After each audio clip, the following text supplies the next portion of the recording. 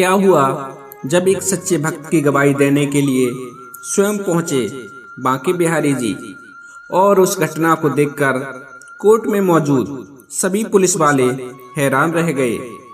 क्यों श्री बिहारी जी को कोर्ट में गवाही देने के लिए जाना पड़ा?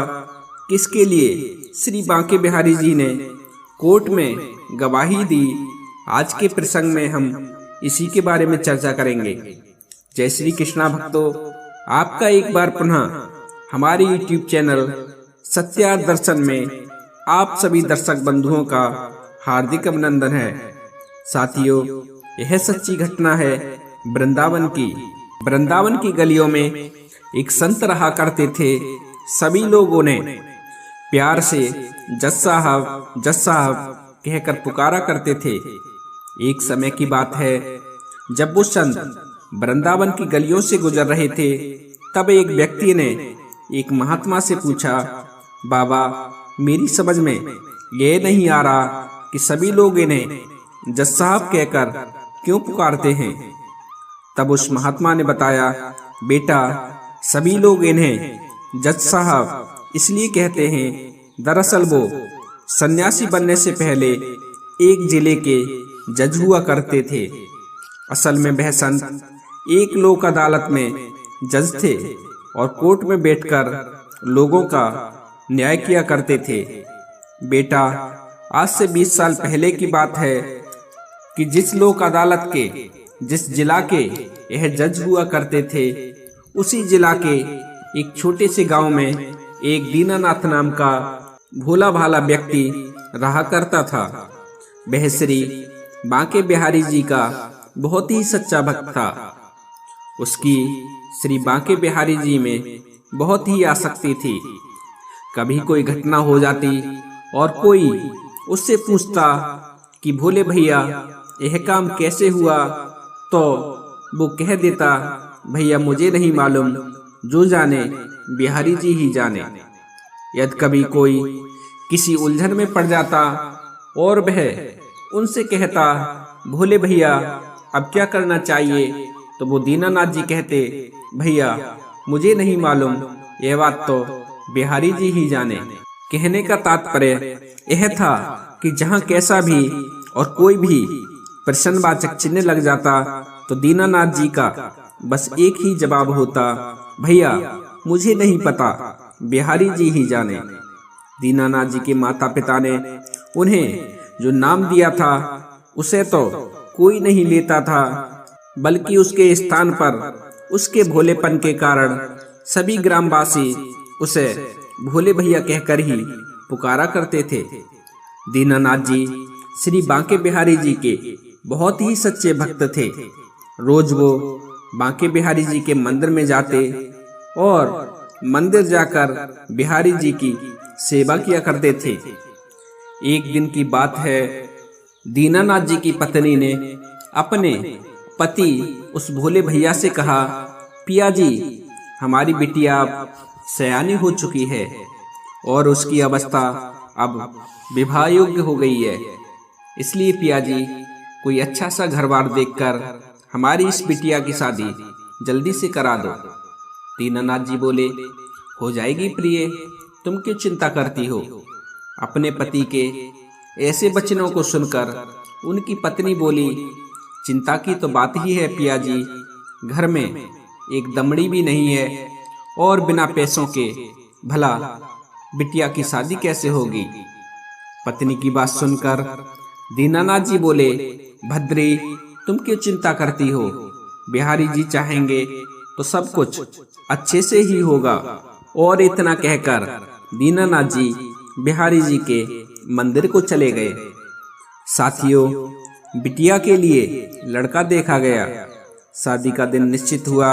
जब बारात आने के 10 दिन शेष रह गए तो दीनानाथ जी की पत्नी ने फिर से अपने पति से कहा, पिया जी, बिटिया की शादी में अब ज्यादा समय शेष नहीं रहा है और अभी तक आपने पैसों का कोई इंतजाम भी नहीं किया है। पिया जी, अब आपको पैसों का इंतजाम कर लेना चाहिए, नहीं तो हमारी बड़ी बदनामी होगी। पत्नी की बात सुनकर दीनानाथ जी अपने गांव के साहूकार के घर की तरफ को चल दिए। साहूकार के घर पहुंचकर उन्होंने साहूकार को प्रणाम किया। जब साहूकार ने उनके आने का कारण पूछा तो उन्होंने बड़ी सादगी से उस साहूकार को बता दिया कि साहूकार जी, मेरी बिटिया की शादी है और मुझे कुछ पैसों की आवश्यकता है। यदि आप मुझे कुछ पैसे दे देंगे तो मैं कुछ समय बाद ही आपको सूद समेत वो पैसा वापस लौटा दूंगा। साथियों, साहूकार ने दीनानाथ जी को पैसे दिए और अपने बही खाते में दिन तारीख और जो दीनानाथ जी को पैसे दिए थे वो चढ़ा दिए। दीनानाथ जी उस साहूकार से पैसे लेकर और उन पैसों को अपनी जेब में रखकर अपने घर की तरफ चल दिए। साथियों, दीनानाथ जी अपने घर पहुंचे। उन्होंने अपनी पत्नी के हाथों में वो रुपए थमाए और रुपए देने के बाद वो फिर से बिहारी जी के मंदिर में बिहारी जी की सेवा करने के लिए चले गए। साथियों, वो दिन भी आ गया जिस दिन दीनानाथ जी की बिटिया की शादी होनी थी। दीनानाथ जी ने बड़े ही धूमधाम से अपनी बिटिया की शादी की। उसे बहुत सा दान दहेज देकर अपने घर से विदा किया। जब बिटिया की शादी हो गई और बिटिया अपनी ससुराल चली गई तो दीनानाथ जी ने अपने दोनों बेटों को बुलाया और अपने दोनों बेटों से कहा, बेटा, बिहारी जी की कृपा से तुम्हारी भगनी की शादी बड़े ही धूमधाम से संपन्न हो गई है। अब तुम भी बड़े हो गए हो, इसलिए बेटा तुम दोनों को अपनी जिम्मेदारी समझते हुए अब तुम्हें कोई काम धंधा देख लेना चाहिए। साथियों, दीनानाथ जी के दोनों पुत्र बड़े ही आज्ञाकारी थे। जब दोनों बेटों ने अपने पिता की ऐसी बातों को सुना तो बड़ा बेटा बोला, ठीक है पिताजी, हम दोनों भाई कल ही शहर चले जाते हैं और शहर जाकर कोई काम धंधा ढूंढते हैं। बेटों की बात सुनकर दीनानाथ जी बहुत ही खुश हुए और अपने बेटों को आशीर्वाद देते हुए वो बिहारी जी के मंदिर को चले गए और बिहारी जी की सेवा में लग गए। दीनानाथ जी के दोनों पुत्र बड़े ही होनहार थे। वे दोनों शहर गए और शहर जाकर उन्होंने खूब मेहनत की। करीब 6 माह के पश्चात दीनानाथ के दोनों बेटे अपने घर वापस लौट आए और शहर से कमाकर खूब सारा धन ले आए। वे अपने घर वापस लौटे। घर आकर उन दोनों बेटों ने अपने पिताजी दीनानाथ जी को घर बुलाया और अपने पिताजी से कहा, पिताजी, जो आपने साहूकार से पैसे उधार लिए थे उन पैसों को आप ले जाकर ब्याज सहित उस साहूकार को वापस कराओ, क्योंकि हम दोनों भाई शहर से वो पैसे कमा लाए हैं। पुत्रों की बात सुनकर दीनानाथ जी ने बेटों से पैसे लिए और फिर साहूकार के घर की तरफ को चल दिए। साहूकार के घर की तरफ जब वो जा रहे थे तो रास्ते में ही श्री बांके बिहारी जी का मंदिर था। दीनानाथ जी मंदिर में गए, बांके बिहारी जी को प्रणाम किया। प्रणाम करने के पश्चात वो साहूकार के घर की तरफ को चल दिए। साथियों, दीनानाथ जी साहूकार के घर पहुंचे, साहूकार को प्रणाम किया। साहूकार ने पूछा, बताओ भोले भैया, कैसे आना हुआ? क्या कोई और आवश्यकता है पैसों की? तो दीनानाथ जी बोले, नहीं नहीं भैया, मुझे पैसों की अब कोई आवश्यकता नहीं है, बल्कि मैं तो तुम्हारे जो मैंने पैसे उधार लिए थे उन पैसों को वापस लौटाने के लिए आया हूँ। साहूकार ने अपना बही खाता खोला, दिन तारीख देखी और तारीख देखने के बाद उसने अपना हिसाब लगाया और फिर दीनानाथ जी से बोला, भोले भैया, तुम्हें मुझे इतनी रकम वापस देनी है, इतना तुम्हारा ब्याज हो गया और इतना तुम्हारा मूल था। दीनानाथ जी ने अपने कुर्ते की जेब में हाथ डाला और अपने कुर्ते की जेब से पैसे निकाले और जितना उस साहूकार के ब्याज सहित पैसे बने थे वो दीनानाथ जी ने उस साहूकार को दे दिए। साहूकार ने अपनी बही खाते से हिसाब काटा। हिसाब काटने के पश्चात उसने एक पर्ची बनाई। उस पर्ची पर लिख दिया कि आज दिनांक को दीनानाथ जी ने मुझे मेरे सारे पैसे सूद समेत वापस कर दिए हैं और अब मेरा दीनानाथ जी पर कोई भी पैसा बकाया नहीं है। और ऐसा लिखकर उस साहूकार ने वो पर्ची दीनानाथ जी की तरफ बढ़ाई और पर्ची बढ़ाते हुए वो साहूकार बोला, लो भोले भैया यह पर्ची और इसे ठीक से पढ़ लो। दीनानाथ जी ने पर्ची पकड़ते हुए कहा, कोई बात नहीं भैया, आपने लिखा होगा तो सही सही लिखा होगा। मुझ पर तो पढ़ना लिखना आता नहीं है और मुझे तुम पर पूर्ण विश्वास है। जब साहूकार ने दीनानाथ जी के ऐसे वचनों को सुना तो उसके मन में लालच आ गया। साहूकार सोचने लगा कि इस पर तो पढ़ना लिखना आता नहीं है, क्यों ना मैं इसको एक फर्जी पर्ची बनाकर दे देता हूँ और इस पर से दोबारा से पैसा वसूल करता हूँ। जब उस जमींदार के मन में पाप आ गया तो उसने पहले वाली पर्ची को तो बही खाते में रख दिया और उसके स्थान पर एक दूसरी पर्ची तैयार की और उस पर पेंसिल से आड़ी तिरछी लकीरें खींच दी और उस पर्ची को दीनानाथ जी को देते हुए वो साहूकार बोला, लो भोले भैया तुम्हारे हिसाब की पर्ची। दीनानाथ जी बहुत ही सीधे साधे इंसान थे। उन्होंने वह पर्ची ली, अपने कुर्ते की जेब में रखी और फिर साहूकार से कहा, अच्छा भैया अब मुझे इजाजत दो, मेरे बिहारी जी मेरी राह देख रहे होंगे। और ऐसा कहकर वो दीनानाथ जी साहूकार के घर से निकले और सीधे बांके बिहारी जी के मंदिर में पहुंच गए। और मंदिर पहुंचकर उन्होंने साहूकार से मिली पर्ची बिहारी जी के चरणों में रखी और उस पर्ची को रखने के बाद वो बिहारी जी की सेवा में लग गए।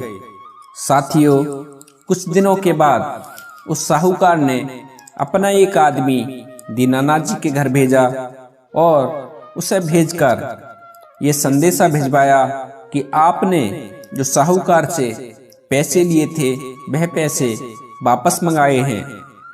जब दीनानाथ जी के घर वालों को उस आदमी ने यह संदेशा दिया तो दीनानाथ जी के घर वालों ने दीनानाथ जी को बुलाया और उनके पुत्रों ने अपने पिता से पूछा, पिताजी हमने जो आपको पैसे दिए थे क्या वह आपने साहूकार को अभी तक नहीं दिए। साथियों, अपने पुत्रों के ऐसे वचनों को सुनकर दीनानाथ जी कहने लगे, नहीं नहीं बेटा, मैं तो साहूकार का पूरा हिसाब कराया था और उस साहूकार ने मुझे एक पर्ची भी दी थी। दीनानाथ के बेटों ने कहा, तो शायद उनसे कोई गलती हो गई होगी।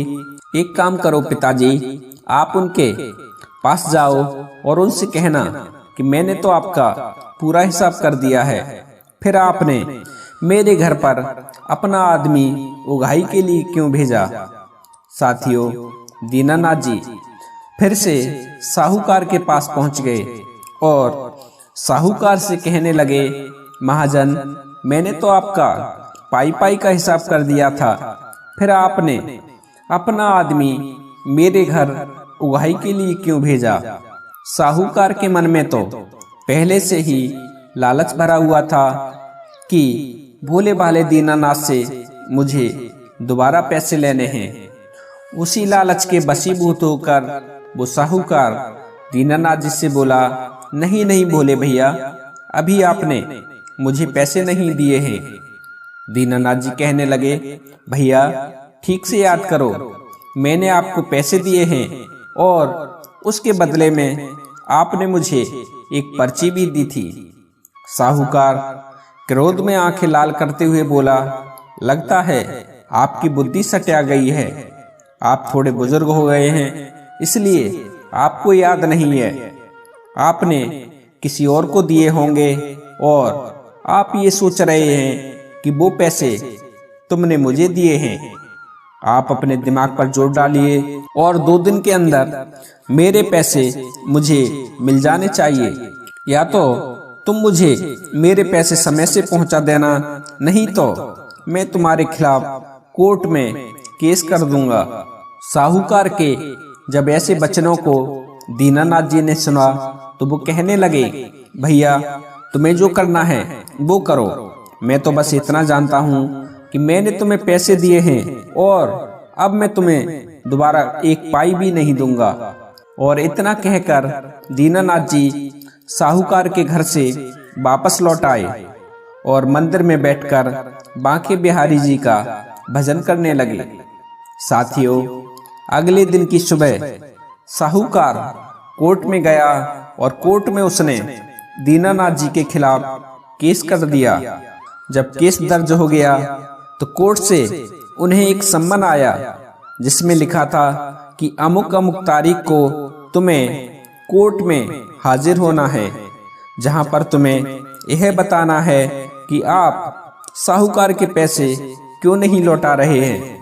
साथियों, वह दिन भी आया जिस दिन उस केस की तारीख थी। दीनानाथ और साहूकार दोनों कोर्ट पहुंच गए।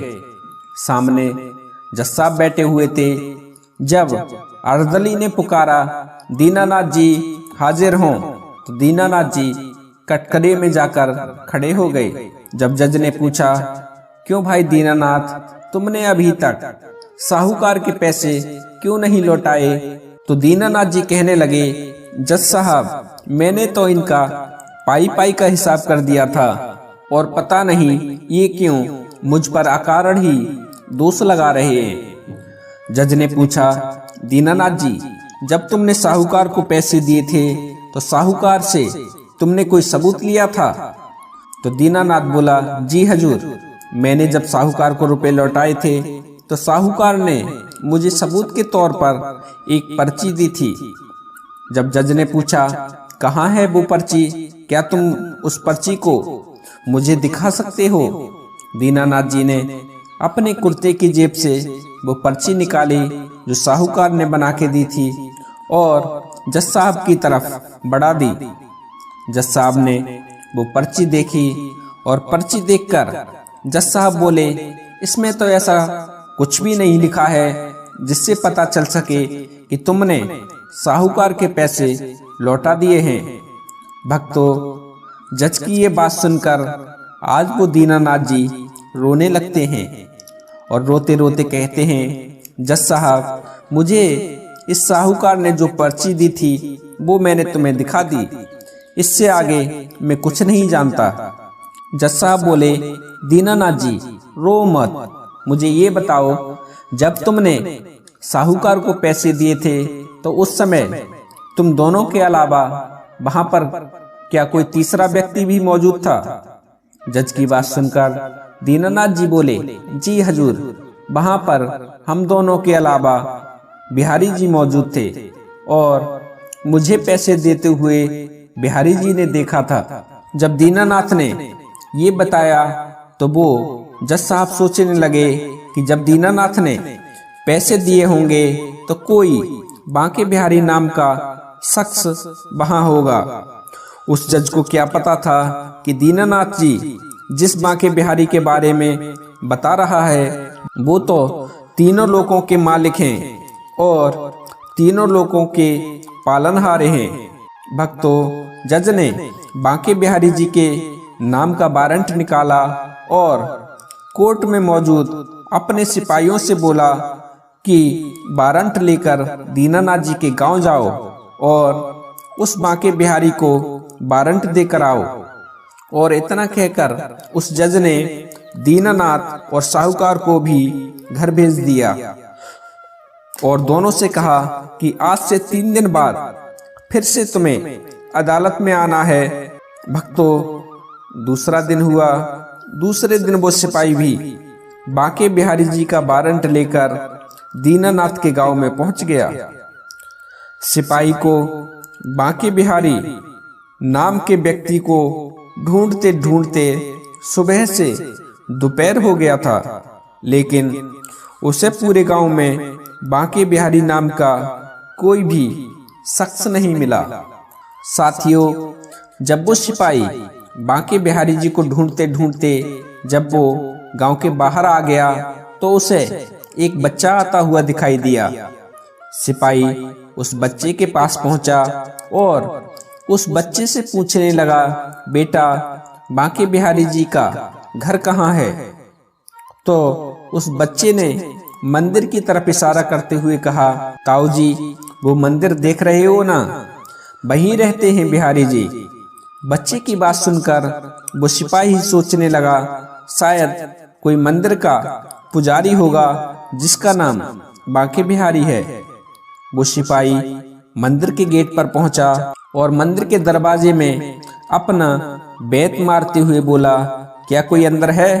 मंदिर का पुजारी निकलकर मंदिर से बाहर आया और हाथ जोड़ते हुए बोला, क्या बात है साहब, आप यहाँ किसे ढूंढ रहे हैं?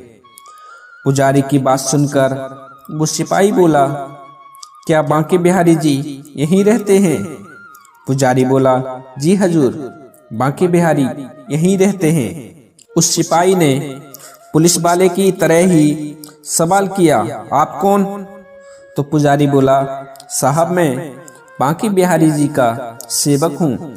इतना सुनते ही सिपाही ने अपने थैले में हाथ डाला और कई वारंटों के बीच में से बांके बिहारी जी का वारंट निकाला और पुजारी को देते हुए बोला, लो ये तुम्हारे मालिक बांके बिहारी का कोर्ट का वारंट है और आप इस पर्चे पर अपने साइन कर दीजिए।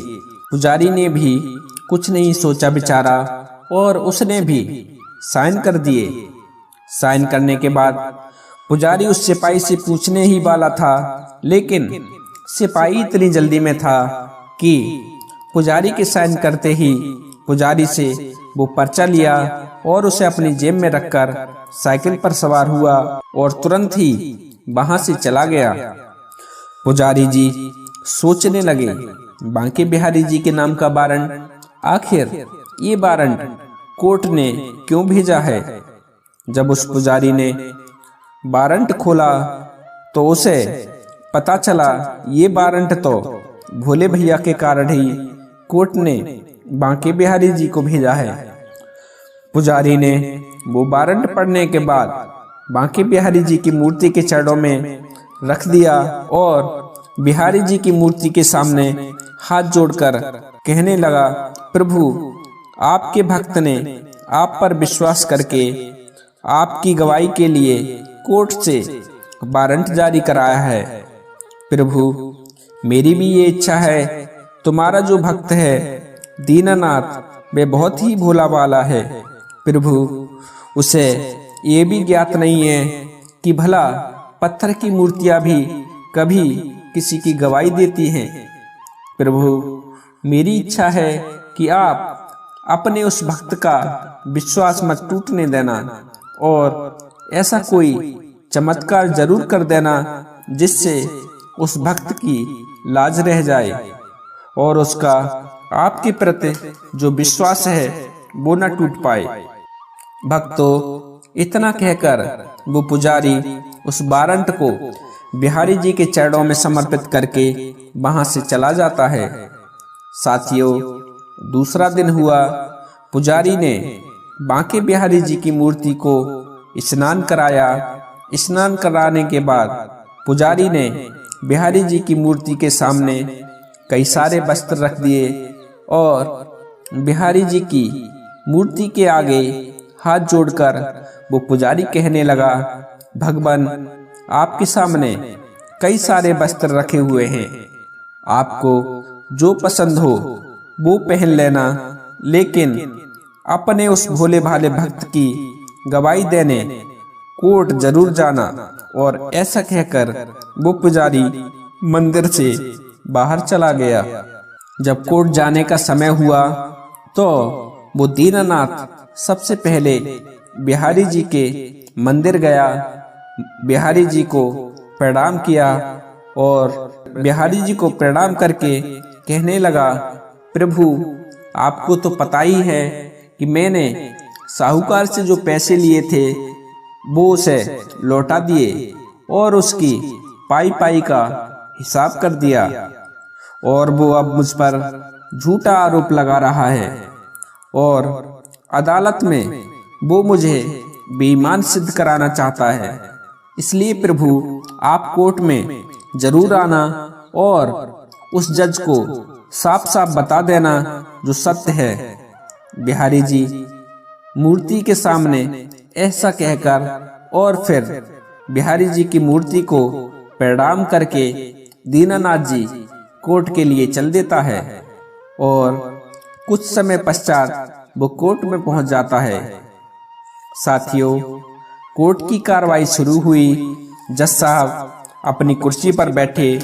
जज साहब ने दीनानाथ जी से कहा, दीनानाथ जी तुम्हारे गवाह बांके बिहारी कहाँ हैं? तो दीनानाथ बोला, हजूर वो आते ही होंगे। जज ने अपने अर्दली से कहा कि बांके बिहारी को बुलाओ। अर्दली ने जब आवाज लगाई, बांके बिहारी हाजिर हों, बांके बिहारी हाजिर हों। तीसरी बार जैसे ही उसने कहा बांके बिहारी, वह इतना ही कह पाया कि पीछे से आवाज आई, जी जज साहब मैं आ चुका हूँ। साहूकार ने जब ऐसी आवाज सुनी तो साहूकार सोच में पड़ गया कि जब दीनानाथ ने मुझे पैसे दिए थे तब तो वहां कोई नहीं था, फिर ये बुड्ढा कहां से आ गया। जज ने जब पीछे से आई हुई आवाज की तरफ अपनी दृष्टि दौड़ाई तो उन्होंने देखा एक बुजुर्ग व्यक्ति कोर्ट की तरफ बढ़ा चला आ रहा है। उसके कपड़े फटे हुए हैं, सिर पर एक साफा बंधा हुआ है, गले में रुद्राक्ष की माला है और चेहरे पर एक अलग ही विलक्षण तेज है और मंद मंद मुस्कुराते हुए कोर्ट की तरफ चला आ रहा है। उस जज ने अपने जीवन काल में बहुत से लोगों को देखा था। वह जज एक से एक अच्छे व्यक्ति से मिला था, लेकिन जो तेज उस बुजुर्ग व्यक्ति के चेहरे में दिख रहा था, ऐसा विलक्षण तेज वाला व्यक्ति उसने आज तक नहीं देखा था।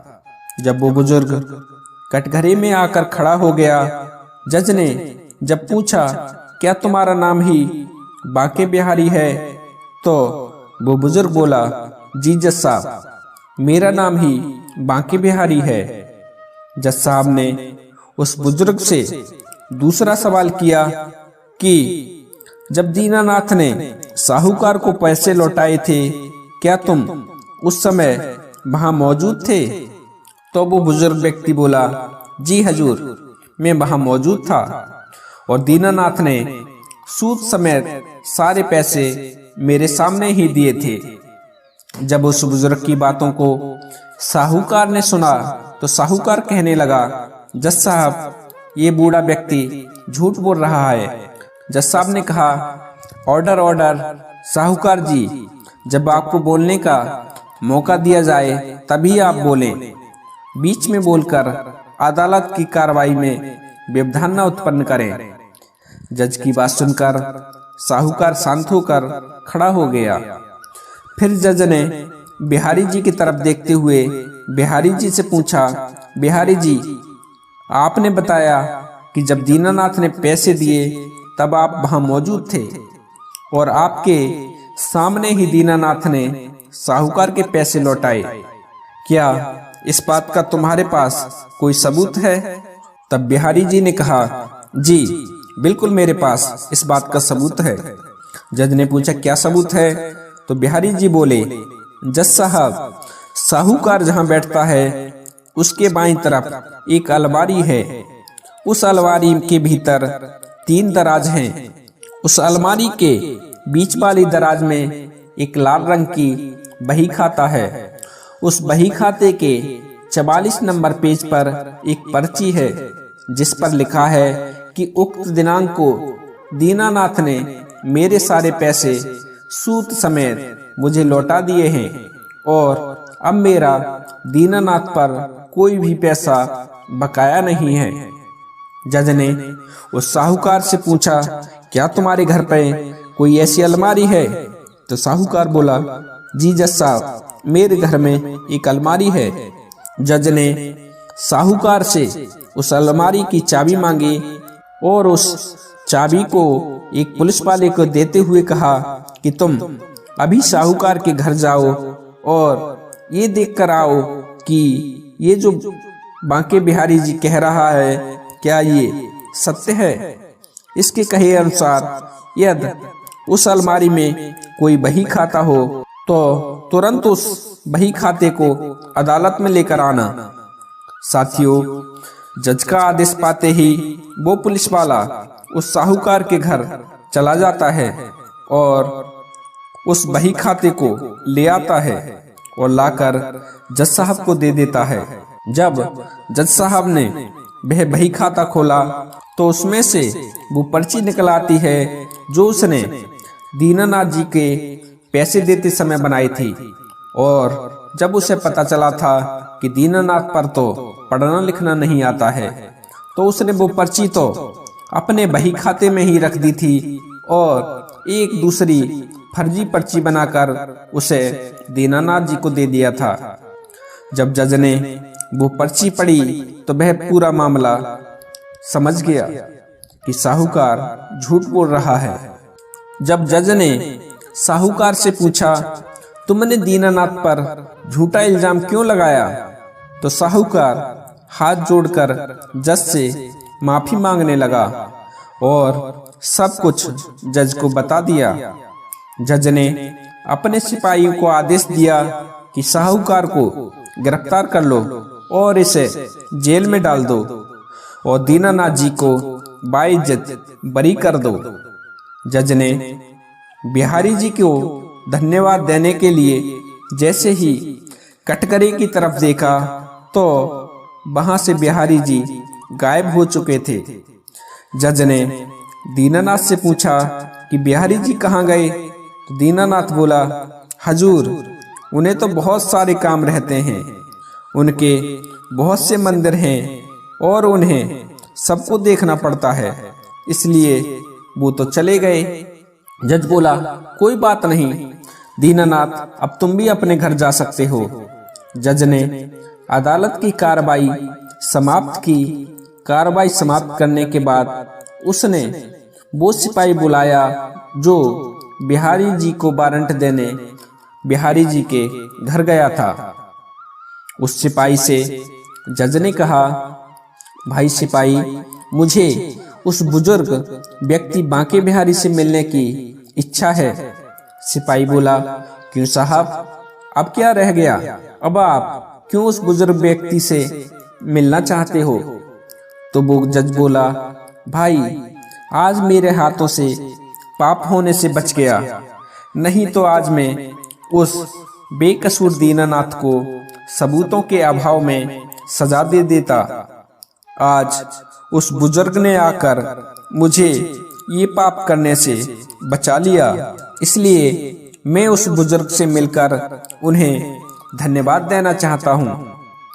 एक तो ये वजह है उससे मिलने की, दूसरी ये है कि जब से मैंने उस बुजुर्ग बांके बिहारी को देखा है तब से मेरा मन कुछ विचलित है। जज साहब की बात सुनकर वो सिपाही बोला, साहब, बात तो आप सही कर रहे हैं, मैंने भी अदालत में बहुत से गवाहों को देखा है, लेकिन आज जो गवाह गवाही देने आया था उसके जैसा तो मैंने आज तक कभी नहीं देखा। जज साहब बोले, भाई, अब तू ज्यादा विलंब मत कर और मुझे उन बुजुर्ग के पास ले चल। साथियों, इस प्रकार वो जज और सिपाही वहां चल दिए जहां बांके बिहारी का मंदिर था।